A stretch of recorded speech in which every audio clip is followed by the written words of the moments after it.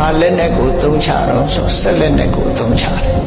အဲ့ဒီဆက်လက်နဲ့ဟာသူ့အတွက်မှာနောက်ဆုံးအကြီးဆုံးလက်နဲ့ကြီးပဲဆက်လက်နဲ့ပြစ်လိုက်တဲ့အခါမှာသူပြစ်လိုက်တဲ့ဆက်လက်နဲ့ဟာတခြားနေရာမှာဆိုတောင်တကြီးတွေပြိုကျပျက်စီးအကုန်လုံးသွားနိုင်ဖြည့်ဆည်းမှုစွမ်းအလွန်ကြီးတယ်ပေါ့လေအဲ့ဒါလို့ဖြည့်ဆည်းမှုစွမ်းအလွန်ကြီးတဲ့ဒီဆက်လက်နဲ့ကြီးနဲ့နောက်ဆုံးသုံးလိုက်တဲ့အခါမှာအဲ့ဒီဆက်လက်နဲ့ကြီးဟာမြတ်စွာဘုရားနာရောက်တဲ့အခါကျတော့အမတန်လှပတဲ့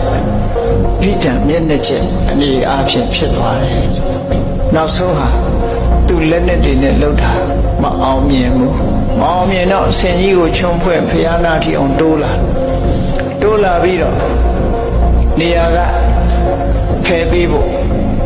နိပရိယေကိုပြောင်းပြီးတော့သူ့နောက်ကလိုက်လာတဲ့လူတွေဒီနေရာဘယ်သူပိုင်တာတော့ဟုတ်လားဒီပလင်ဘယ်သူပိုင်တာတော့ဆိုသူ့နောက်ကလူတွေက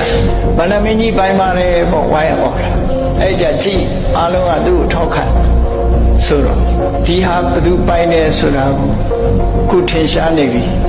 ဒီနေရာမှာမနေနဲ့ထွက်ခွာသွားဖို့ဆိုပြီးအတင်းပြောတဲ့အခါမြတ်စွာဘုရားကမင်းလူတွေထောက်ခံနေတယ်ငါစီမှာငါနာမှာတက်ရှိတရားမှမရှိဘူးခုနကဗြဟ္မာကြီးတွေတို့လည်းထွက်ပြေးကုန်ကြပြီအဲ့တော့တခြားသက်သေရှာစရာမလိုဘူးတဲ့ဝေတန္တရာမင်းကြီးလက်ထက်တော့ကဘာဖရားဟာရှားပေါင်းတရားမျိုးစုံ9မျိုးလှူခဲ့တဲ့ကုသိုလ်ကောင်းမှုတို့ကငါဟာအမြတ်တမ်းပေးဝေခဲ့တာရှိတယ်အဲ့ဒီအမြတ်တမ်းပေးဝေတာဟောဒီမြေကြီးကသက်သေပဲလို့ဆိုပြီးတော့မြေကြီးကိုလက်ညှိုးညွှန်လိုက်တယ်မြေကြီးကိုလက်ညှိုးညွှန်လိုက်တဲ့အခါမြေကြီးကထောက်ခံတဲ့အနေနဲ့တွက်ခအောင်လှုပ်လိုက်တဲ့အခါမန္တကြီးနဲ့ဆင်မောအလျှော့ကြ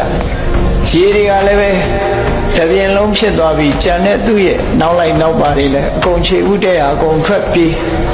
တရားမှမရှိဘူးဖေဖျဲဖြစ်ပြီးအကုန်လုံးထွက်ပြေးမန္တကြီးလည်းထွက်ပြေးရတယ်လို့ဆိုတယ်